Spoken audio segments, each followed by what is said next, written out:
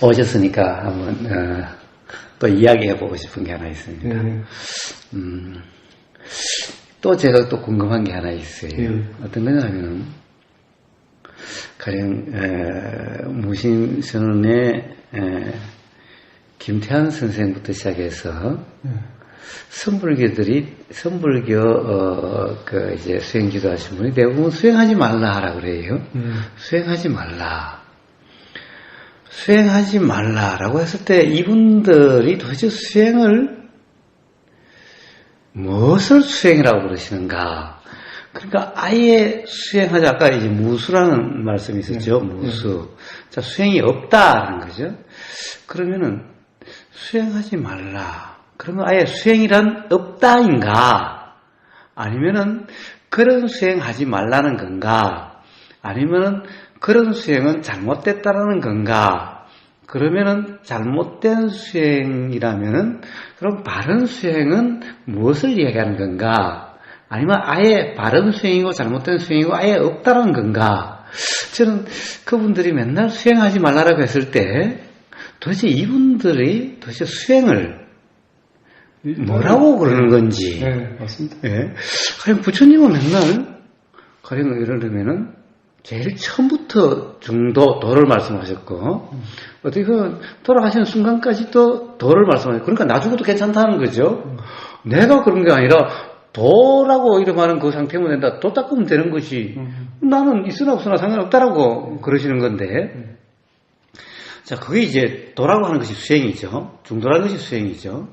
그러니까 어떻게 보면 그게 방일하지 말라라고 표현되는, 얼핏 보면은 열심히 닦아라라고 이렇게 이해될 정도로 말끝마다 도를 말씀하셨고, 그리고 심지어 이제 가령 뭐 대년책 이런 거 보면 유일한 길이다. 어떤 이 깨달음과 명지와 해탈의 유일한 길이다라고까지 말씀하시는 그 길 아닌 길이 있는데 왜 수행하지 말라라고 이야기를 하는가? 도대체 그분들은 수행을 뭐라고 아는 건가? 그러면 수행하지 말라고 했다면 그분들은 아예 수행이 없는 건가? 아까 또 이런 말씀하셨었죠? 김기태 선생님도 마찬가지고 다른 분들이 수행법이 없다 그러셨죠? 수행법이 없다. 그런데 어떻게 보면은 이빠사나 쪽은 초기 불교 쪽은 수행법이 있다라고 이야기와 같은 말일 수가 있단 말입니다. 그럼 도대체 수행이라는 것이 뭔가라는 거예요. 그분들이 말하는 수행하지 말라고 했을 때 그분들은 수행과 그러면은 이것은 수행이 잘못된 수행이기 때문에 하지 말라는 건가? 아니면은 그러면 잘못되지 않은 바른 수행이 그럼 뭔가? 아니면 그분들에게는 바른 수행도 없는 건가? 아예 수행이란 없는 건가? 이걸 한번 이야기해보고 싶습니다. 저는 그게 궁금해요. 그분들이 왜 수행하지 말라고 그러는지. 그 다음에 아까 무수라고 했을 때 도대체 무수란 말이 무슨 말인지. 예. 일단은 그게 원래 성공부하는 분들 중에 제일 처음 공부하게 되면 제일 어려운 게 이제 수행하지 말라는 말이거든요. 예. 저도 처음에 이제 배울 때만 해도 되게 이게 도대체 뭔 말이지? 왜 하지 말라는 거지? 이렇게 궁금했는데, 저도 뭐 체험이 있고 이것저것 책도 보고 하면서 이제 지금 이제 알아지는 건 뭐냐면, 일단은 수행하는 내가 있기 때문에요. 네. 그 수행하는 나를 만들기 때문에, 그 수행을 하지 말라는 거고, 그래서 이제 선불교에서 이야기하는 거는, 일단 본성자리, 그러니까 선을 가리키는 사람이 그 본성 자리를 가리켜주면 거기서 이제 공부가 끝나지 의도적으로 수행을 하게 되면 결코 이제 깨어나지 못한다는 거거든요. 그런 의미가 하나가 있고요. 또 하나가 보면 실질적으로 이제 수행하는 사람들한테 그 말이 와 닿는 거는 저한테는 되게 중요한 의미인데요. 그 이제 수행하지 말라는 거는 수행하려는 그 생각을 내려놔라는 거거든요. 그러니까 수행하려고도 하면 안 되지만 수행 안 하려고도 하면 안 되는 거거든요. 그게 뭐냐면 그거는 이제 생각 속의 문제거든요. 수행하려는 생각이 나거나 수행하지 않으려는 생각을 내는 거거든요. 그러니까 그 생각 속에 빠져있지 말고 그 생각을 알아차린 그 자리 그거를 보는 걸 가르쳐 주는 거기 때문에 수행하지 말라는 걸 표현도 많이 쓰고요. 이야기할 때는. 보통 근데 정통적으로는 앞에 말했던 거 있잖아요. 그러니까 본성자리 계속 선사가 가르쳐주는 그 하나인 그 자리에 대해서 개합하면 끝나는 문제이기 때문에 스스로 수행하게 되면 오히려 나라는 것만 키우는 유의적인 수행으로 가기 때문에 엇나간다 이거죠. 예, 그래서 절대로 그 도를 끼치지 못하기 때문에 그냥 그런 수행하지 말고 그냥 계속 선사가 가르친 그 자리에 대해서 계속 의미를 가지고 하다 보면 된다는 게 예, 그쪽 입장이죠. 그게 수행이라 이름할 수는 없나요? 그걸 이제 수행이라고는 하지도 않습니다. 거기는 이제 그 특별히 자선한다든지 있지 않습니까? 그런 걸 이제 수행이라 그러고요. 예. 그러니까 말은 조금 예. 그러면은 그 어떤 수행이라고 하는 이름에 얽매여 있는 거 아니냐는 거예요. 결국에는 결국에는 이런 겁니다. 자, 도대체 우리는 뭘 수행이라 그러는가라는 거예요. 자, 부처님이 뭘 수행이라 그러는가라는 거예요. 부처님이 뭘 도라 그러는가라는 거예요. 부처님이 왜 초전법륜경에 도 닦으라라고 했을 때 그 도와 닦으라 하는 그 말이 무슨 말인가라는 거예요. 일단은 그 보시면 아시겠지만 일단 그때 수행하지 말할 때는 그 자선 수행을 말한다고 보시면 되고요. 그러니까 자선 수행하지 말라는 거거든요. 그렇다고 한다면은 그 점에 대해서 분명히 이야기를 해야지. 잘못하면은 부처님이 말씀하신 도에 대해서도 하지 말라 이런 말이 돼버리는 거잖아요. 아, 그런 건 아닙니다. 예. 그런데 그런 것은 아니라고 말씀을 하시지만은 실제 전체의 느낌에서는 그런 게 아니냐는 거예요. 도대체 어떤 것도 그럼 예를 들어서 수행이는 아예 없다라는 거죠. 수행이는 아예 없다라는 거죠. 수행이 없는 거죠. 예. 네. 무수, 아까 얘기했던 무수, 즉 수행이란 없다라는 거죠. 수행이란 없다라는 거죠. 그러면 도대체 직지인심 견성성불이 선불교의 핵심 가르침이라고 또 이야기하죠. 직지인심입니다. 그러면 계속 가르치는 게 아까 가르치는 그 자리라고 얘기했죠. 그게 직지인심이죠. 직지인심. 그럼 견성성불이니까 직지인심이면은 견성이 되고 그러면 성불이 된다는 얘기죠. 예, 맞습니다. 자, 그럼 직지인심이죠. 그럼 직지인심을 가르친다고 해서 다 그렇게 되나요? 가르쳐 준다고 해서 다 그렇게 되나요? 그 인연이 닿는 이제 제자에게 일어난 일이죠. 결국에는 직지인심이면은 견성이 돼야 되는데 그 과정, 예를 들면 직지인심하면은 여기서 가르친다고 한다면 그러면 인심을 가르친 거겠죠. 그러면 김찬원 선생이 이것뿐이라고 한다면 이게 바로 직지인심이라고 할 수도 있겠죠. 예, 맞습니다. 그렇죠. 직지인심. 그럼 육조 해능스님 표현한다면은 자성이 자성을 보는 거라고 이야기할 수도 있겠죠.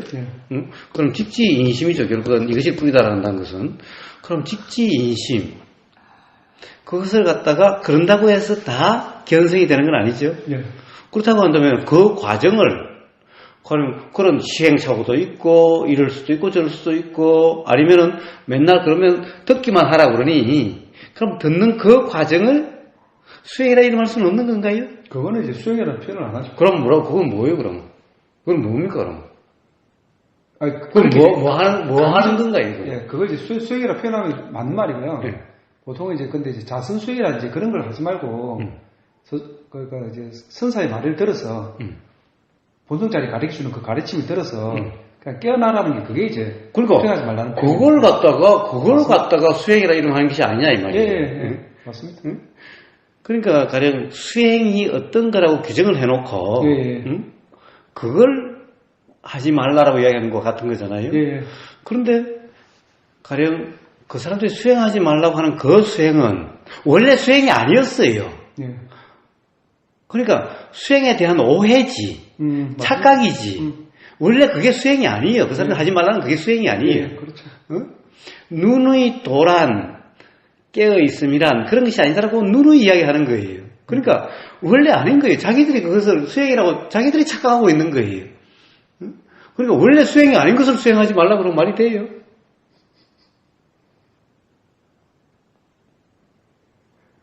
그러면 도대체 그럼 수행하지 말고 그럼 뭐 하라는 거예요? 또는 어쩌라는 거예요? 아니 그러니까 이제 그 수행하지 말라는 거 이제 선사의 말을 들어야 되는 거고요.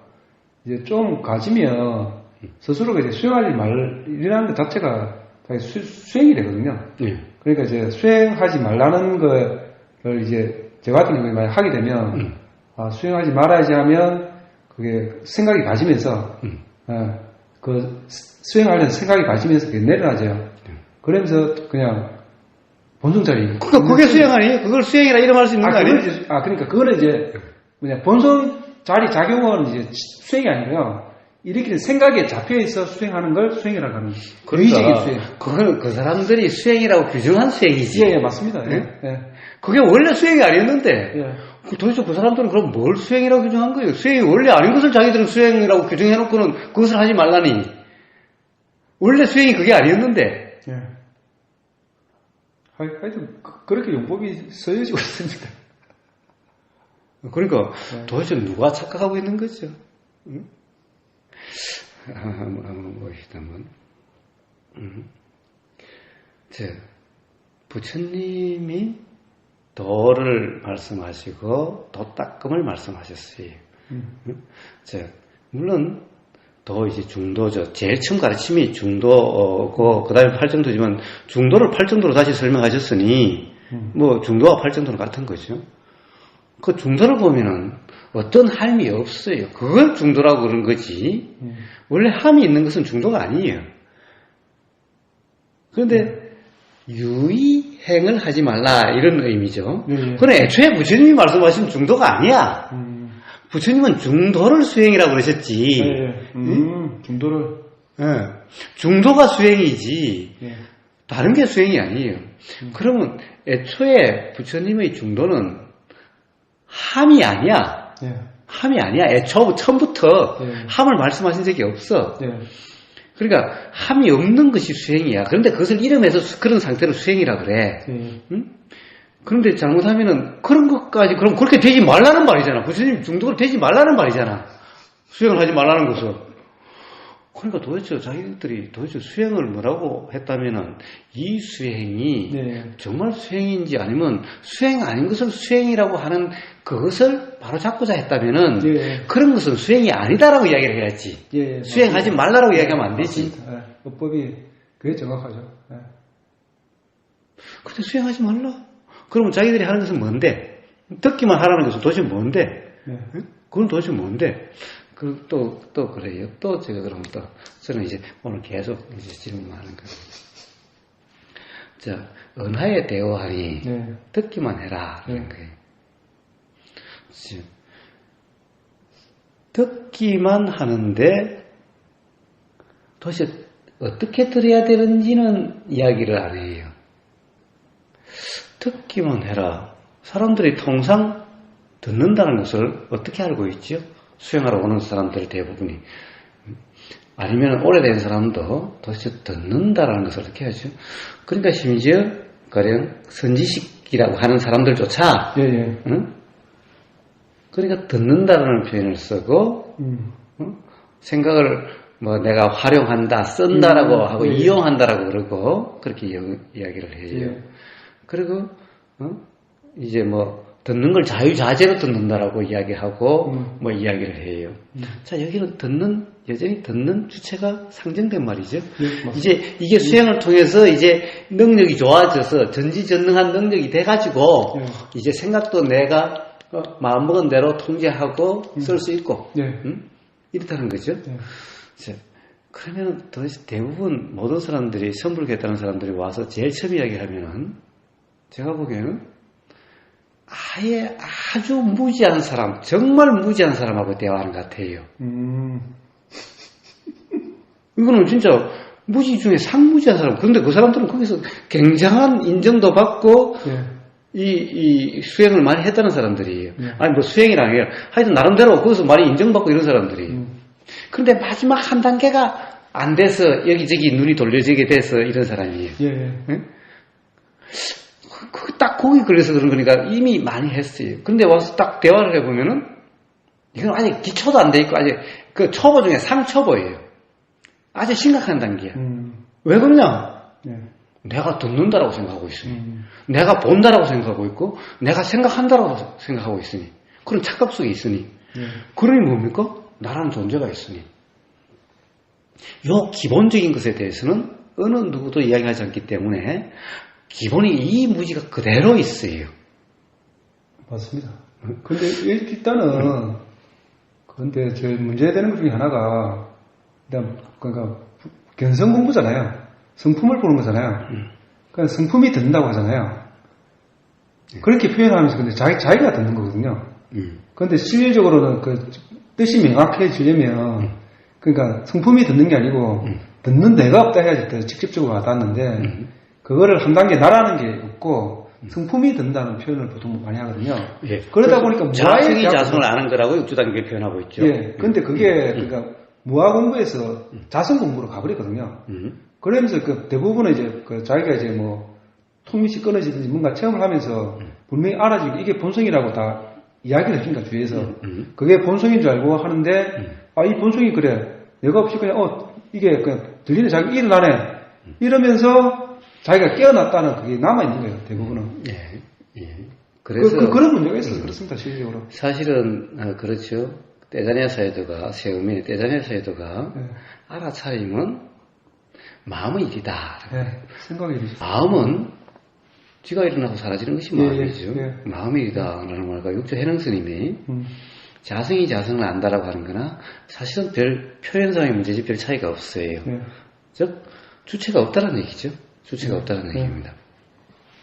자, 그런데 가령 선불교의 조사선을 오래 다년간 했다는 사람들이 와서 이야기를 하는데 마지막 개합이 안 돼서 라고 하는 그런 사람들이 와서 이야기하는 걸 들으면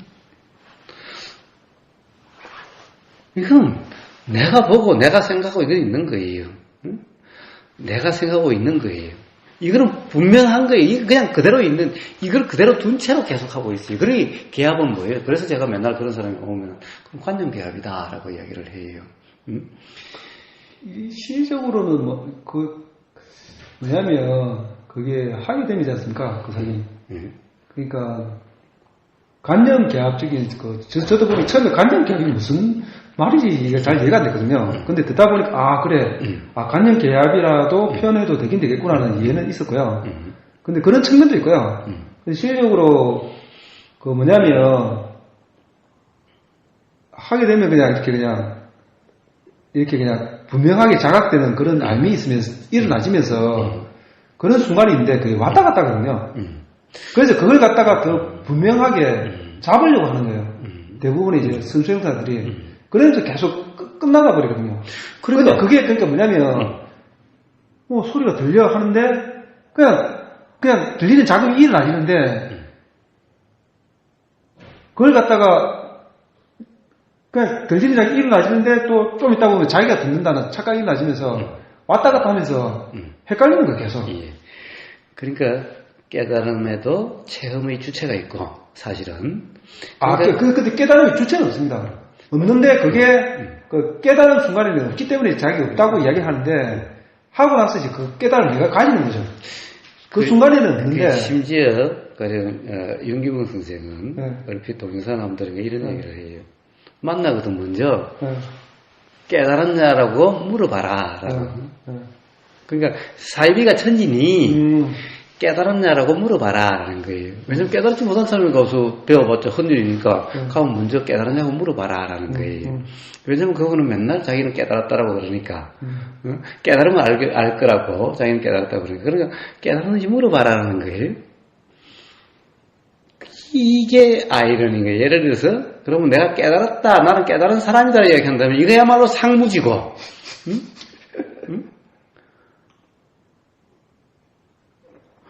이런 아이러니가 있네. 그러니까 뭐예요? 깨달은 주체가 있는 거예요. 깨달은 사람이 있는 거예요.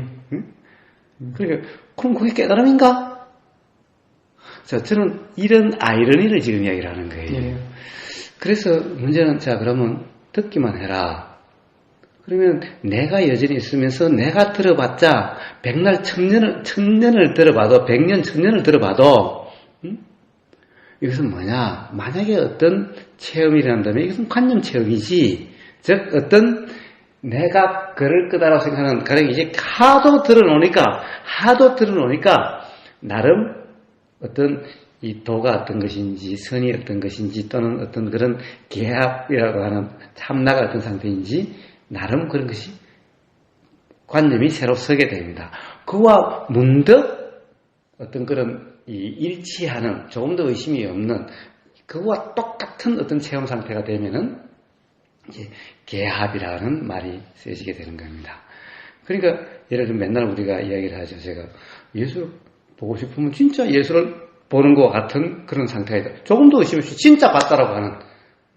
근데 옆에서 보면 예수는 안 보이죠? 혼자서 중얼거리고 혼자서 막 그러고 있죠? 예. 몰래 카메라를 찍어 놓으면은. 그리고 자기는 이제 봤다라는 거죠?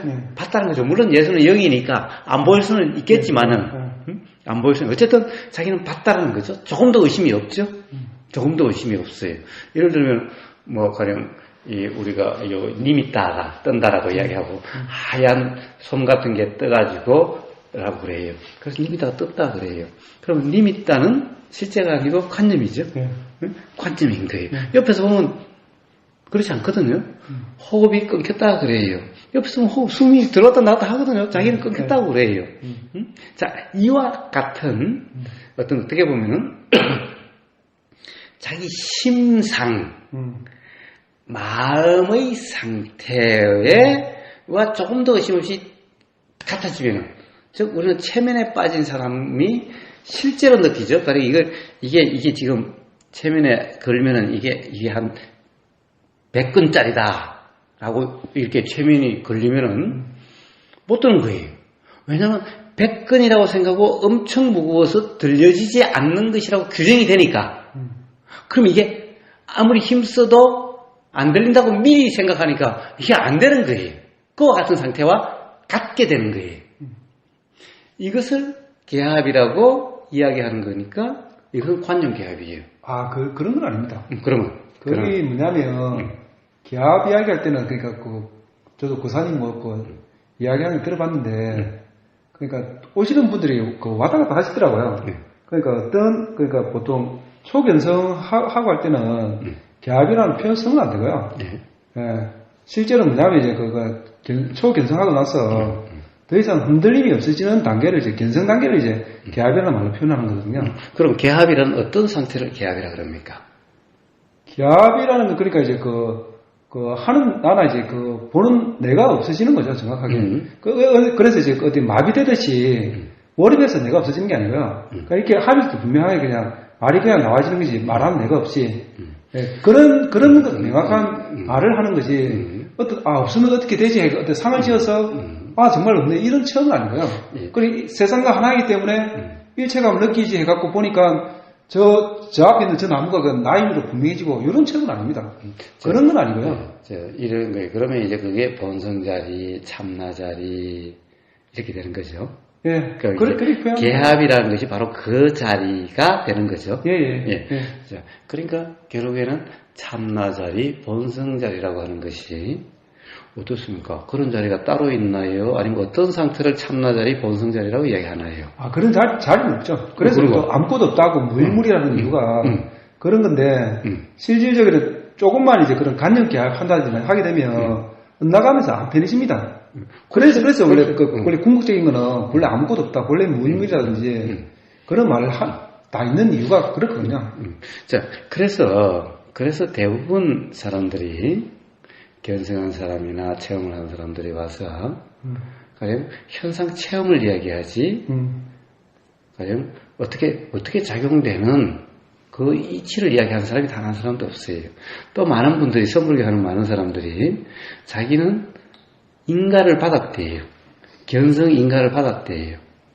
근데 저는 모르겠는 거예요. 또 현상 체험은 있어서 인가는 받았는데 도대체 삶이 또는 어떻게 작용되는 건지가 모르겠는데 인가는 받았어요. 근데 그게 좀 진짜 안타까운 현실인데 실제로 보면 그 한자경 교수라고 있거든요. 야여대 다니는 이제 불교학 교수인데 우리나라에서 이제 그 불교학계에서는 이제 학자 중에서 제일 고참급이고 유식학계에서는 제일 잘하시는 분 중에 하나거든요. 근데 그분이 이제 그렇게 제보다 한 88학번 정도 되는 것 같아요. 근데 그분이 이제 그렇게 막 유식학에 대해서 깊이 있게 공부하고 하시다가 본인이 학문적으로 한계를 느끼갖고 말한 대로 수행을 한다고 하면서 몇 년 전에 가시는데 그게 수불 스님이잖아요. 수불 스님이 하시면 선원에 가서 이제 자기 이제 공부를 한 거예요. 근데 그걸 뭐 하도 공부해갖고 책을 냈어요. 한번. 근데 가관이 아닙니다. 그거. 정말 그게 아니 하도라고 하는 그 정도 수준도 아닌데도 어찌 보면 심리적으로 한번 좀 불편했던 게 놓아지는 점이 있잖아요. 근데 그걸 가지고 자기 나름대로 체험을 했다고. 그러니까 그 어찌 보면 학자들은 제일 고참인데 그런 분들이 그려놓고 그걸 갖다 하도 체험한 거 내가 자기 체험기라고 책을 낸 거예요. 예. 아니 그러니까 이게 뭐가 문제도 모르는. 근데 이제 황당한 게 그게 소문에 이제 그거 있어요. 그러니까 이 체험기에 돼갖고 수불 스님한테 냈다 좀 코멘트 해달라고. 근데 뭐 아무 뭐 별 말씀 없으시다 해갖고 냈다 이러고 있는 거예요. 예. 근데 그렇게 뭐 정확하게 짚어주는 분도 없고 뭐가 뭔지 대해서 이렇게 평가해주는 분도 없고 지금 그렇습니다 상태가. 예. 사실 그래요. 그래서 제가 이제 수불스님한테 인가받았다는 분도 한 분 있었고, 그러니까 그게 또 다른 분한테 또 인가받았다는 분도 있는데, 예. 그러니까 이제 인가를 받았노니 자기는 모르겠고 이제 그거를 더 이상 나갈 수가 없는 거예요. 가서 인가받아놓고는 아무 모르겠다라고 이야기할 수가 없잖아요. 네. 그러니까 이제 그걸 못 나가는 거예요. 이제. 자, 어쨌든 보세요. 그것을 참나 자리라고, 그것을 체험했다라고, 그러니까 그것에 대해서 체험을 이야기하는 사람이 전부 현상 체험을 이야기합니다. 맞습니다. 네. 그럼 현상 체험이란 말 그대로 상 체험인 거예요. 우리가 현상, 말 그대로 우리가 이 모든 것이 지금 그러니까 그런 체험도 있고요. 아니 심리적으로 편안해지면서 그러니까 뭔가 상인감이 뭐 이제 잡는 그런 체험도 있겠지만 어떤 자기 그 인식의 변화라든지 심리적으로 편안해지 그런 그 여파가 있기 때문에 그런 걸 잡는 거거든요. 자, 그 정도 그렇습니다. 네. 그 정도. 많은 사람들이 이렇게 이야기를 합니다. 수행을 하면 편해졌다고. 편해졌다고. 근데 전부 다 말만 그렇고 진짜 안 편해지죠. 아니요. 실제로 편해진다는 경험을 다 해요. 일시적으로 편해지는 거죠, 보면. 그래서 제가 이렇게 이야기합니다. 당신 편해졌다고? 정말 그것도 이 편해진 사람은 대부분 덕분이다라고 이야기를 해요. 그때는 그렇지 않은데 보고서 이야기를 듣고 많이 편했다고 보고 듣고요. 그러면 저 어디 사이비 교주한테 가서 사이비에 푹 빠지면 그거보다 훨씬 더 편해질 거다. 당신 우보고서 때문에 편했다고 그러놓고 당신 전 재산 팔아다가 나한테 갖다 바칠 수 있어? 사이비 교주로부터 편해진 사람은 전 재산 다 팔아가지고 갖다 바친다. 정말 그렇게 편해졌나? 그러니까 편해짐은 그것은 도라고 하는 그런 삶의 증거가 아니다. 맞습니다. 그거는 어떤 심리 상태, 이런 견해에 빠졌다가 저런 견해로 바뀌면은 이런 견해에 있을 때의 불편함이 경험되지 않을 수도 있다. 그러니까 그것을 편안함이라 한다면은 이것은 이 도라고 이름하는 또는 견성이라 이름하는 그런 편안함이 아니다. 그런데 가령 많은 사람들이 바로 견성을 해서 인가도 받고 했음에도 불구하고 그 당시에는 며칠간 또는 몇 달간은 또는 뭐 길면은 뭐 2, 3년간은 그런데 이게 새록새록 다시 의심이 일어나고 불편해지고 다 이렇게 경험되는 거예요. 그럼 도대체 이게 뭔가라는 이 편해지면 뭔가라는 거예요. 그러니까 조금 전에 그랬습니다. 단지 어떤 현상 체험뿐만 아니라 편해짐이 있다라고 그랬어요. 그런 자료가 있으니까 사람들이 믿는 거죠. 그런데 그게 일시적인 어찌 보면 착각일 수도 있고 일시적인 심리적으로 좀 편안해진 거 있지만 근원적으로 치료가 안 돼서 그럴 수도 있고요. 자, 그래서 저는 이제 그런 사람들이 오면은 그것은 관념개합이다라고 이야기를 하는데 어쨌든 그건 좋습니다. 자, 다시 그럼 돌아가서 수행이다라고 하는 것은 이제 우리 이런 것은 아까도 이야기해봤으니까 도대체 수행하지 말라라고 하는 것은 도대체 뭘 수행이라 그런가? 그럼 듣기만 해라. 은하대어관이 듣기만 해라. 듣기만 해라라고 합니다. 거기도 보면은 무문관 제48직에 금봉 외길인가 48직에 그렇군요. 이번에 제가 해석 기억이 나요. 그거 보면은 전부 다 부처가 삼세제불 부처가 깨달음에 이르는 해탈에 이르는 유일한 길이 있다는데 그 길이 어떤 길입니까? 라고 물어요. 그러니까 금봉 스님이 금봉 거 여기 있다. 그러고. 이게 외길이다. 이게 외길이다. 여기 있다. 주장자로 뭐 허공에다 한 획을 걷다나 어쨌다나 여기 있다. 그랬어요. 여기 있다. 이거다. 그랬어요. 자, 그러면서 도대체 이 외길이라는 말이 어디서 나오는가 그 보니까 주에 보니까 나와요. 그러니까 뭐 어떤 경전에 이렇게 해서 외길이란 말이 나옵니다. 여기 보니까 그런 뭐 이근 원통이니 뭐 또 그 하는 원통이 나와요. 네. 제가 이번에 원통이란 뭔가를 갖다가 비법이 누가 비법 없습니까? 라고 그래서 여기 비법이 있다. 그래서 저도 한번 써보고 봤어요. 여기 비법이 있다. 그러고 그 원통을 갖다 이야기했었는데 원통이 뭔가 이야기했었는데 자, 도대체 그러면은 자 듣기만 해서 들음으로써 견성이 되는 건가? 그러면은 듣기만 하면은 도대체 뭘 듣는 건가? 그 사람의 말의 내용을 듣기만 하면은 은하대오가 일어나는 건가? 아니면은 들리는 그 상태에 의해서 대오가 일어나는 건가? 라는 거예요. 자, 그렇다고 한다면은 들리는 내용에 의해서 일어난다고 한다면은 듣기만 하라고 그런다면, 그럼 예를 들어서 우리 선생 김태환 선생이 듣기만 하라고 한다면 무심수는 김태환 선생 소리만 들어야 되는 건가? 그러면 기와장 깨지는 소리에 깨어났다는 것은 뭔가? 기와장 깨지는 소리에 깨어난 사람도 있다는 것은 그럼 대나무 흔들리는 소리에도 깨어날 수가 있을 거고 새 소리에도 깨어날 수가 있을 거고 차 끼익 하는 소리도 깨어날 수가 있을 거고 개 소리에도 깨어날 수 있으라면은 그럼 와서 듣기만 해라 6개월간. 도대체 이런 말은 무슨 근거라는 건가? 그러면 들리는 소리의 내용이 중요한 건가? 아니면 들리는 상태, 들리는 경험의 상태가 중요한 건가라는 거예요. 상태가 중요했습니다. 근데 거기에 대해서 은하 본인 그 설법을 듣는 중에 어차피 그렇게 그거 말고도 이제 그 다양한 현상 속에서 그런 체험이 일어나는데 일단 처음에 이제 그 설법을 들을 때 그때부터 해서 그렇게 관심과 문제하고 의심을 가지면서 그걸 듣다 보면 그런 체험이 일어나신다는 거죠. 꼭 들을 때만 일어나지는 게 아니고 들을 때 일어나는 분도 있고 나중에 가서 이제 이게 뭘까 계속 본인이 궁금해하다가 갑자기 이거 이러면서 이렇게 깨어나는 분도 있고요.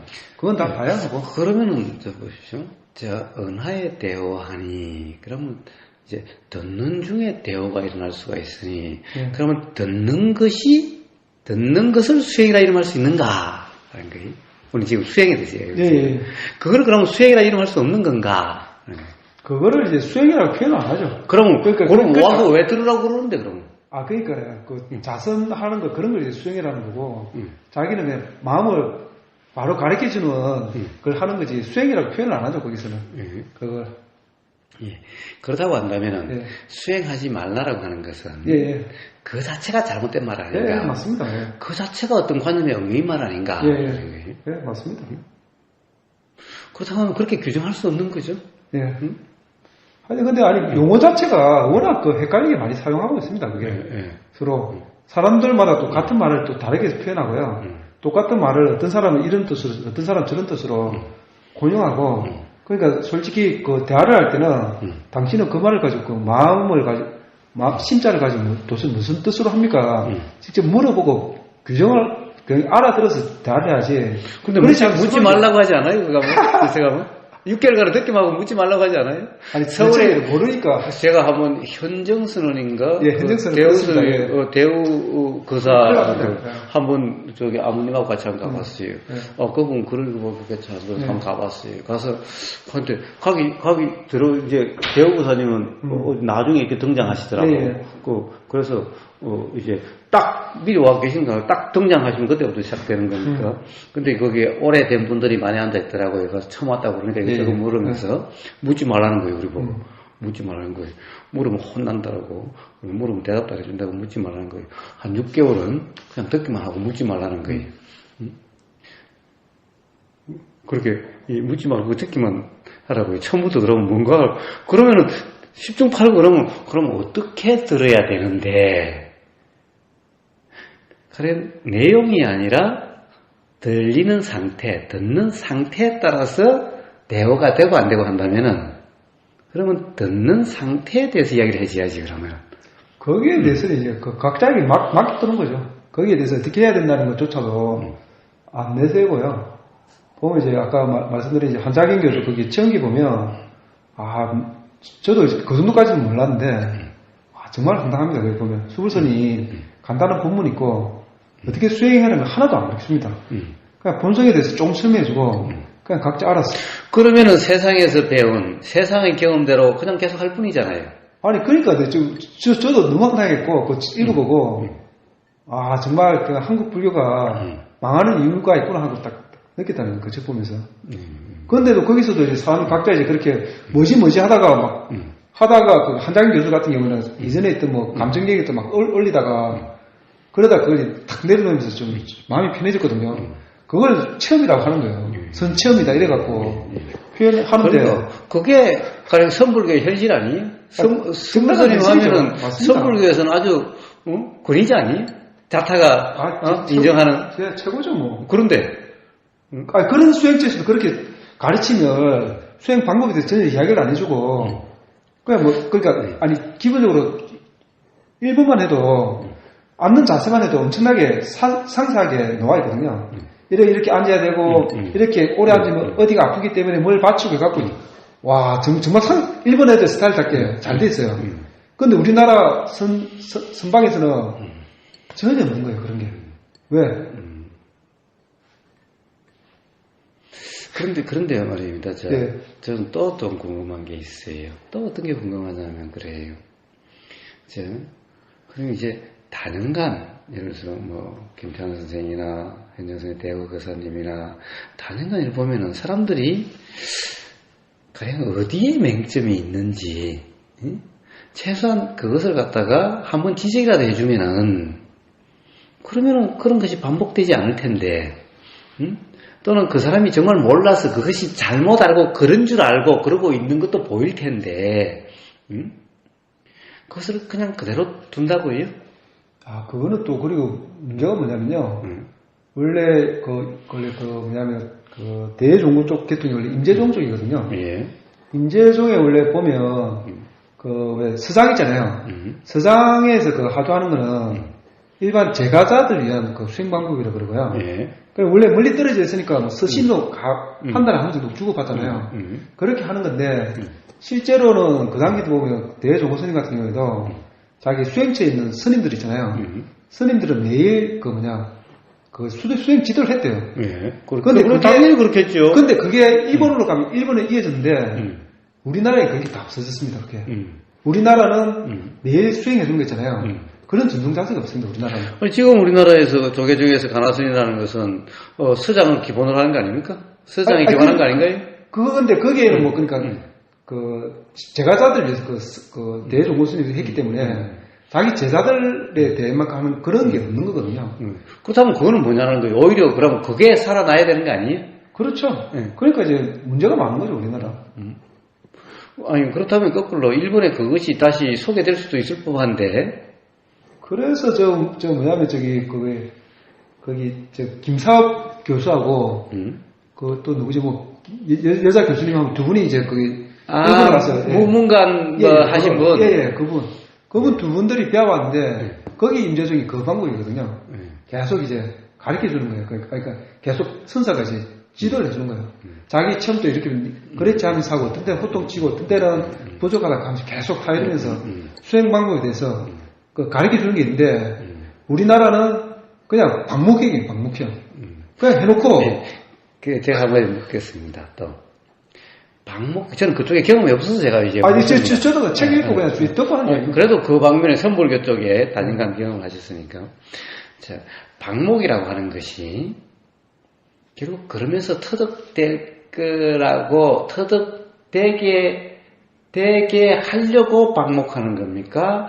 몰라서 그냥 방목하는 겁니까? 몰라서 방목하는 걸로 보는 것 같아요. 가령 요즘 선불교, 특히 요즘 선불교를 보면요. 완전 부처님은 완전 쪼다새끼죠. 그렇죠. 부처님은 초기 불교고, 그때 초기 불법보다 더 발전된 게 대성불교고 예. 대성불교에서 오히려 최상승선이 이제 하도 공부를 통해서 빨리 뛰어나올 수 있다고 그러게. 주장을 하거든요. 그러니까 이 선불교를 보면은 완전히 부처님은 쪼다새끼처럼 느껴져요. 근데 정말 제가 보기에는 완전히 무지 덩어리예요, 선불교는. 응? 부처님은요, 예를 들면은 가령 제자 중에서 잘못 알고서 막 이렇게 하면은 다 일일이 말씀하시죠. 내가 언제 그렇게 이야기했더냐. 응? 그러니까 다 지적해 주시고 바라잡아 주시고 또 도란 어떤 것이다라고 구구절절히 가령 이런 사람 이야기 이렇게 하고 구구절절히 설명을 다 해주세요. 제가 육조 해명스님을 봐도 그 당시의 그 문화에서는 더 이상 친절할 수 없을 정도로 구구절절히 이야기해줘요. 그 문화에서는 그러니까 그 문화에서는 정말 구구절절히 다 가르쳐줘요. 심지어는 개정해라고 하는, 절에 가면은, 예불 보는 데까지, 예불이란 이런 거다라고 하는 것까지, 개향, 정향 하면 이건 이런 거다라고 하는 것. 그 다음에 삼기 하면은, 삼기에서 불법성이란 이런 것까지, 이런 세상 것까지도 전부 설명을 해줘요. 그런데, 지금 선불교를 표방하는 이 선지식들을 보면은, 완전히 해능스님도 쪼다고, 해능 스님도 구차하게 그러고 있고, 그렇죠. 그러다 비하면 부처님은 더 쪼다고. 이게 뭔가, 제가 보기에는, 아니, 도대체 누가 쪼단지. 그러니까, 쪼다가 쪼다. 쪼다는 쪼다밖에 안 보이는 거예요. 네, 맞습니다. 도대체 부처님이 쪼다고 지금 이 선불교 지금 선지식들이 정말 대우각성해가지고 부처님보다 훨씬 수준이 높아진 건가? 아니면 부처님 발밑에도 못 가고 있으면서 그러고 있는 건가라는 거예요. 그런데 어찌 보면 이제 같은 불교라고 표방을 하지만 같은 불교가 아니고 다른 그냥 종교로 보시면 됩니다. 그러면 부처님을 팔아먹지 말아야죠. 불법이라 말을 말아야지. 그럼 장사가 안 되지. 예? 그럼 장사 때문에 그런다고요? 근데 그게 그 대성불교 하는 분들은 그게 오히려 이제 그 부처님의 법이 이심전심을 통해서 제대로 전해졌다고 주장하시는 거예요. 그러니까 그거는 누구 생각이냐는 거예요. 자기 생각이냐 아니면 부처님이 정말 부처님의 그 진심이냐는 거예요. 그거 이제 전부 다 이심전심으로 전해졌다고 하면서 막 자기가 정법이라고 이야기하니까 답답한 거죠. 솔직히. 네, 그래서 저는 그분들이 수행하지 말라라고 하는 그것이야말로 스스로 어떻게 보면은 관념의 틀에 얽매임을 드러낸 말은 아닌가. 결국 수행이라고 하는 관념의 틀에 얽매여서 즉 어떻게 보면은 온통 관념의 틀에 얽매인 상태가 아닌가라는 거예요. 대표적으로 그 말 한마디에도 가령 은하대오라는 이 한마디에도 듣기만 하라는 이 한마디에도 사실은 어떤 이 관념의 틀에 매여 있는 게 아닌가라는 겁니다.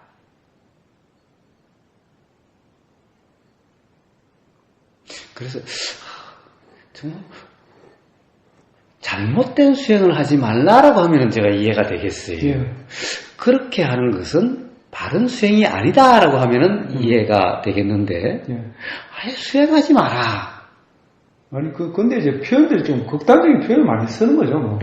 어찌 보면 아시겠지만 저기 원래 신수가 원래는 그 육조가 원래 전통적으로 원래 신수가 원래 육조거든요.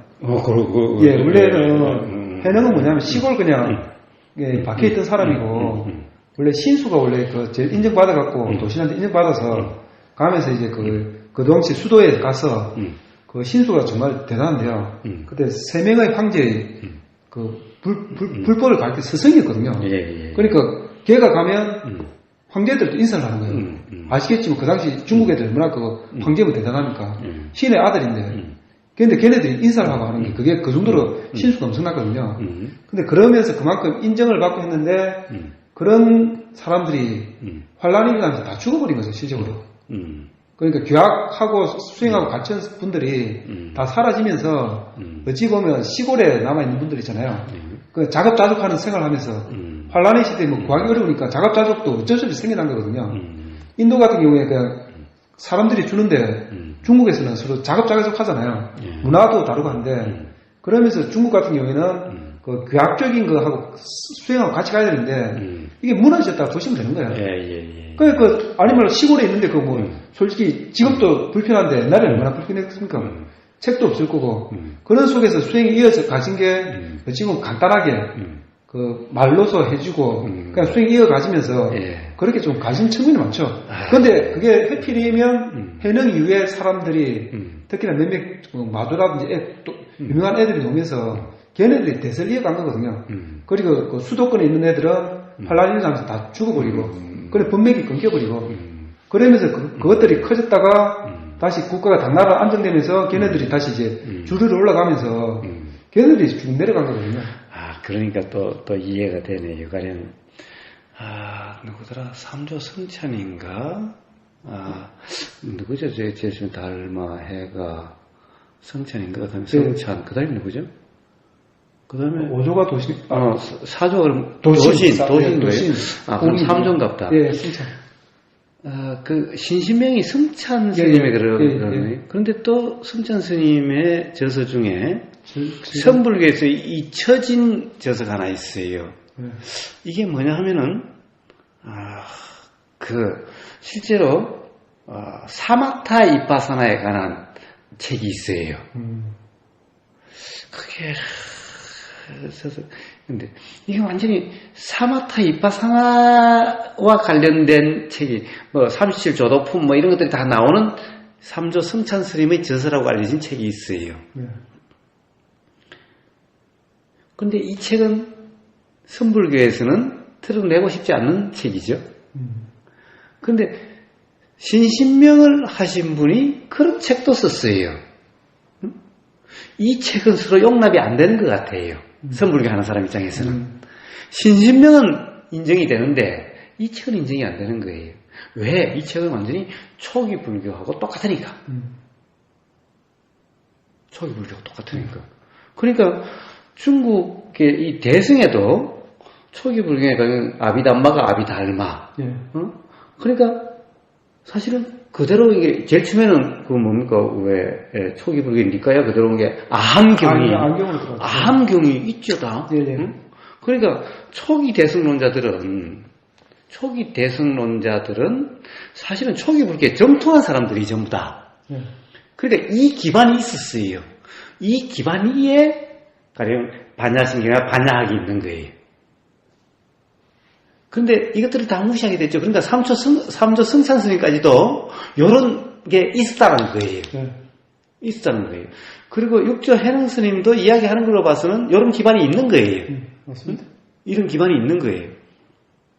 그런데 그 이후로는 싹 없어져 버렸어요. 그리고 온통 관념화됐어요, 다시. 근데 왜 관념화됐는가라는 것이 문득 조금 전에 일어났는데, 해능 스님이 너무나 뛰어나든가 너무나 그렇다 보니까 관념화가 돼버렸어요. 왜? 해능 스님이 좀 덮을 것이 없다라고 생각되고 그것을 신봉하다 보니까 그 가르침이 그냥 관념화가 돼버린 거예요, 이제. 그러니까 스스로 경은 돼야 되는데 이게 단경이라고 경까지 붙여놔버렸으니 그렇죠. 그러니까 그 다음부터는 관념화가 되는 거예요. 원래는 보면 저기 6조 단계를 해갖고 원래 그게 6조의 이제 그 제자인 이제 하택 신해가 원래 그 적었다는 이야기가 있는데요. 실제로 보면 하택 신해가 적었고 그 다음에 다시 그게 하택 신해의 제자들이 뭐 다시 가필해 갖고 했다는 이야기가 있거든요. 그런데 보면 그 당시에 하택 신해 말고 이제 6조의 다른 흐름 있잖아요. 마두나 이제 그쪽 애들 보면 거기에 대해서 뭐 아무런 이야기가 없거든요. 그 6조 단계에 대해서. 그래서 그 당시에는 그 책에 대해서는 그냥 아직 나오지도 않았고 그 후대에 있잖아요. 그러니까 그 해능하고 그 다음 단계에서 그 다음 단계 한 50년 이후나 그러니까 100년 이후로 지나가면서 지어진 책이라는 이야기가 있고요. 그 당시 그게 6조 단계에는 올라가지도 않았고 그게 그게 해능 죽고 나서 그걸 심호한 게 아니라 그게 그 나름대로 그 임재룡이 이제 그 인기를 얻으면서 걔네들 스님들이 계속 지으면서 그렇게 하나의 만든 책이고요. 그렇죠. 네. 그렇다 하더라도 보세요. 네. 자, 성경이 예수님 말씀하고 완전히 동떨어진 것은 아니다. 똑같지는 않지만 동떨어진 것은 아니듯이 육조단경이 육조 스님과 똑같지는 않아도 완전히 동떨어진 것은 아니죠. 그 중에 흔적이 남아있는 것도 있고 다르게 된 것도 있죠. 그러니까 육조단경을 보면은 아주 혼재되어 있어요. 내용이 일관성이 없어요. 색조도 일관성이 없어요. 가령 어떤 문답의 내용도 일관성이 없어요. 각 편마다 또는 편 중에서도 요 문답과 요 문답이 완전히 색조가 달라요. 같은 사람이 이렇게 이야기했을까 싶을 정도로 완전히 달라요. 그러니까 어떻게 보면은 직접의 얘기의 흔적이 그대로 살아있는 것도 있고 완전히 달라진 것도 있어요. 그래 그 말은 이해를 하지만은 그렇다고 해서 온전히 다르고 다른 사람이 완전히 창작했다라고만 또 볼 수는 없는 거예요. 그런 건 아닙니다. 그래도 그 육조 단경이라고 이제 뭐 그렇게 뒤에서 적은이 많이 해도 인정되는 게 정통으로 인정돼 그만큼 이제 그 선종의 입장을 명확히 한 책이라는 게 다 인정하거든요. 누구나다가. 그래서 이제 어쨌든 그것이 바탕이 돼서 그 다음에 관념적으로 흘렀다라는 거죠. 그러다 보니까 완전히 동떨어지게 됐다. 원래 관념이라는 것은 뭡니까? 경험 사실과 거기에 대한 일어난 어떤 이해 또는 그럴 거다라는 생각은 같은 것이 아님에도 불구하고 이거 동일시하는 게 문제죠. 그러니까 이제는 사실 경험 사실이 아니라 이제 어떤 내용, 아르마리로 돼버린 이게 관념이죠. 그 다음에는 자기 자신을 경험하려고 하는 게 아니라 육조 스님의 어록 말을 해석으로 계속된 거죠. 전부 다. 그러니까 제가 선불교를 느끼면서 항상 그런 거예요. 자, 부처님이 중도에 말씀하실 때는 어떤 전제가 없다. 초전법령을 보면은 전제가 없는데 선불교는 전제가 많아요. 가나선도 보면 전제가 많아요. 조계종의 표현 책을 보면은 기본적으로 뭔가를 기본으로 알아야 되는 거예요. 기본 전제가 있어요. 부처라는 전제 기본적으로. 그런데 가령 김태환 선생의 가나선 창시자의 선이라고 해서 먼저 김태환 선생이 먼저 한 장인가를 자기가 공부한 내용을 정리를 해놨어요. 이거는 김태환 선생의 정리죠. 이거는. 여기에 보면은 기본적인 전제가 있어요. 자, 이걸 전제로 일어나는 거예요. 그러니까 관념개혁이라고 제가 이야기를 해요. 부처님의 도에는 전제가 없어요. 중도는 전제가 없어요. 그런데 가나선이나 또는 조사선에는 전제가 있어요. 그러니까 결국 그것을 끼워 맞추는 거예요. 아까 김기태 선생 우리가 이야기할 때 그랬어요. 제가 그때 초등을 했을 때 아니 당신은 완전하다. 그래서 우주도 코스모스지 않느냐. 그러니까 일어나는 모든 것이 화라는 것도 완전한 거다. 라고 하는데 도대체 완전하다는 근거를 완전하다라고 먼저 전제를 해놓고 전부 다 완전하다 끼워 맞추고 있는 거다. 그러니까 그냥 이대로 완전하다라고 하는 이 관념을 먼저 납작해 놓고 그 다음에 하는데 도대체 왜 완전하냐? 라고 하는 그것이 있어야 되는데 완전하다. 그럼 우주로 코스모스라고 이름하는데 그럼 코스모스라고 하는 것이 질서다. 그 뜻을 가지고 그 다음에 전부 다 끼워 맞추고 있다. 이게 관념이고 관념 수행이죠. 관념에다 개합시키려고 하는 거죠. 그러니까 자 보세요. 그럼 지금 조사선이라고 하는 사람들은 어떠냐? 전제가 있어요. 전제가 딱 보세요. 전제가 없는가. 가령 조계종에서 나온 가나선에 대한 두꺼운 책도 있고 얇은 책도 있어요. 그거 보면 기본 전제가 있어요. 가령 우리는 누구나 부처라는 것을 믿어야 된다는 거예요. 몇 가지가 있어요. 2가지인가 3가지인가. 세상에 믿어놓고 그 다음에 거기다 끼워 맞추는 거예요. 관념개합식. 그래서 제가 관념개합이라 그러는 거예요. 부처님이 도를 말씀하실 때는 전제가 없어요. 초전법령에 보세요. 뭘 전제로 해놓고 했는가? 아무 전제가 없어요. 그냥 밑도 끝도 없이 중도로서 이렇게 된다라고 중도가 뭐다라고 하는 게 있는데 거기에 뭘 전제라는 게 아무것도 없어요. 전제가. 그렇죠. 그러니까 벌써 뭘 전제를 한다는 것은 벌써 이 관념이잖아요. 이걸 관념을 앞세워놓고 그거다 끼워 맞추는 거잖아요. 아니 그렇게 말씀하시는 게 맞는데요. 근데 그쪽 이야기는 그거죠. 근데 다 위에서 이제 선배들이 위에 조사들이 밝혀놓은 사실은 그 우리 믿고 따르면 된다. 근데 그렇게 그러면서 말은 삶을 살주라 그러잖아요. 말은 삶을 살주라 그러잖아. 그렇죠. 예. 어? 또 그렇게 극단적인 말도 표현하긴 하기도 하고. 어. 그 왔다 갔다 합니다. 그러니까 제가 온통 사실은 이 관념이라고 얘기하는 거예요. 관념 수행이라 얘기하는 거예요. 오히려 이빠사나를 관념 수행이라고 비판하는데 예. 사실은 이빠사나보다 더 관념 수행이 됐다라는 거예요. 왜? 반야신경이나 금강경, 그 해수경 보면 온통 그렇잖아요. 불생불멸 해수경 보면 온통 그렇잖아요. 네, 맞습니다. 네. 실제로 뭐 전부 다 그게, 아니, 저도 맨 처음에 이제 이런 공부할 때 되게 의문스러웠던 게, 뭔가, 그러니까 처음에 이제 생각이 끊어지고 처음 했을 때, 그러면 이제 뭐 보통 그렇게 하게 되면 뭔가가 알아진다고 하면서 이겁니다 하던데, 제일 궁금한 게, 난 아닌 거예요. 저게 왜 하나가 하지? 난 하나 느낌은 아니라는데, 그냥 생각만 끊어졌을 뿐인데, 왜 생각 끊은 그 자리가 왜 하나로 갈까 의문이 있거든요. 그래, 지금 예보는 그 사님 말씀대로, 관념을 좀 끼워 맞추고 있던 거예요. 그렇죠. 그러니까 어떤 하나의 체험이 돼갖고, 그럴 가능성은, 그러니까 그렇게 처음 일어날 수도 있긴 있는데, 대부분은 그렇게 체험이 아닌데, 뭔가 처음 일어났는데, 그걸 이러이러한 체험으로, 얘가 일어나는 것으로, 그러니까 막 설명을 더 하다 보니까 대부분의 사람들이 어떤 체험이 일어나면, 그걸 계속 끼워 맞춰요, 전부 다, 그렇게. 예. 네. 그래서 전제가 있으니까 그렇죠. 네, 전제가 맞습니다. 있으니까 그렇습니다. 이 수행이란 전제가 없는 거죠. 도란 전제가 없습니다. 그래야 이치가 어떠한지가 분명히 될 수가 있죠. 전제가 있다면 그다 깨워 맞추고 다 합류시키는 거잖아. 응? 사실 우리는 이미 좋다라고 규정해놨는데 안 좋다는 게 경험될 수가 있나요? 없죠. 이미 안 좋다라고 규정되어 있는데 안 좋은 것이 아니라는 경험될 수가 있나요? 이미 생각으로 이 새끼 나쁜 놈이야라고 되어 있으면 하는 짓마다 모든 게 안 좋게 보이지. 네, 맞습니다. 네. 그런 거하고 똑같다고요. 네, 맞습니다. 근데 다들 가르치는 분들이 전부 다 그렇게 가르치고 있으니까 그렇게 배웠고, 전부 다 이제 배운 사람들도 거기에 대한 뭐가 맞는지에 정확하게 기준이 없으니까, 그렇게 가르치니까, 저게 저 말입니다 보다 하고, 또 그 사람이 해주는 대승불교 경전에 대한 해석을 들으면서, 그런가다 하고 다 그냥 넘어가거든요. 조금 더 거기에 대해서 진지하게 고민하는 것도 없고, 다 그런 식으로 이루어지고 있습니다, 실제로. 예. 그래서 다시 새삼스럽게 부처님의 가르침이 정말 훌륭하다라는 생각이 드는 거예요. 왜 그러냐면은 부처님의 말은 화려하지도 않고, 네. 응?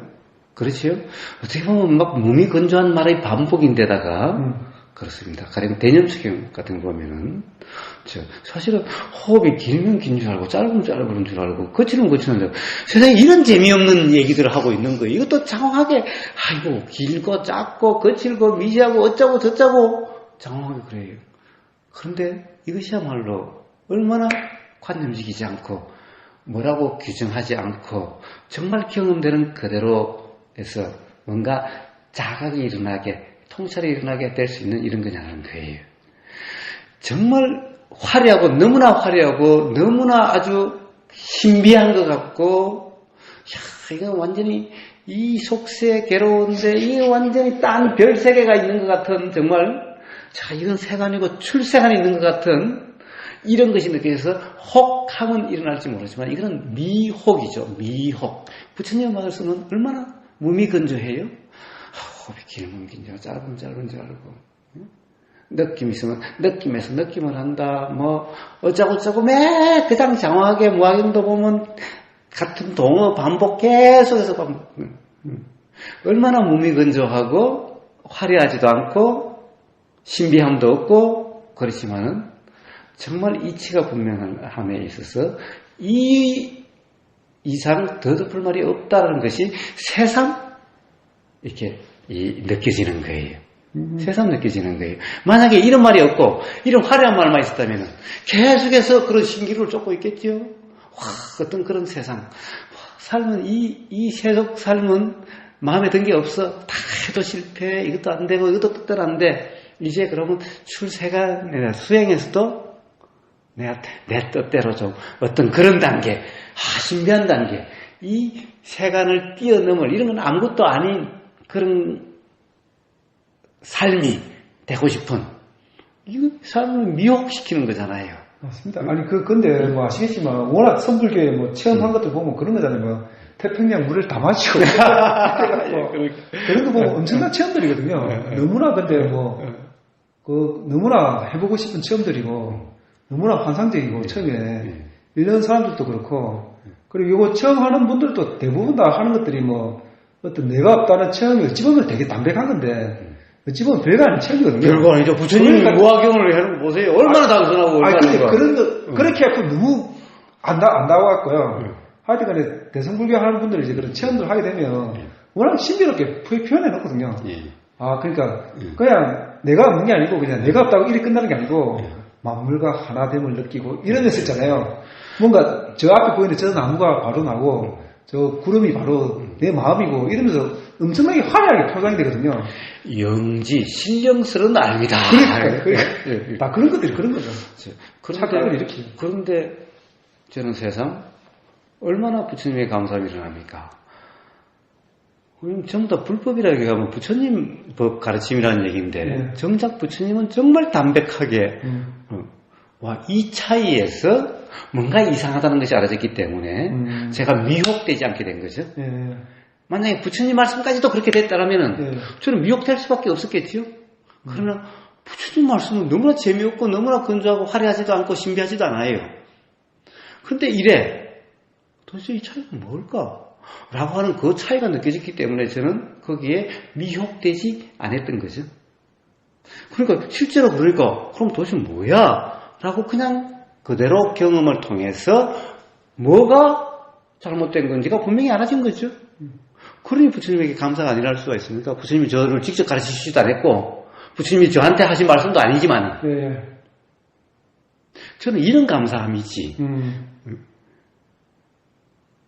맞습니다. 그리고 이런 안타까움이지 또.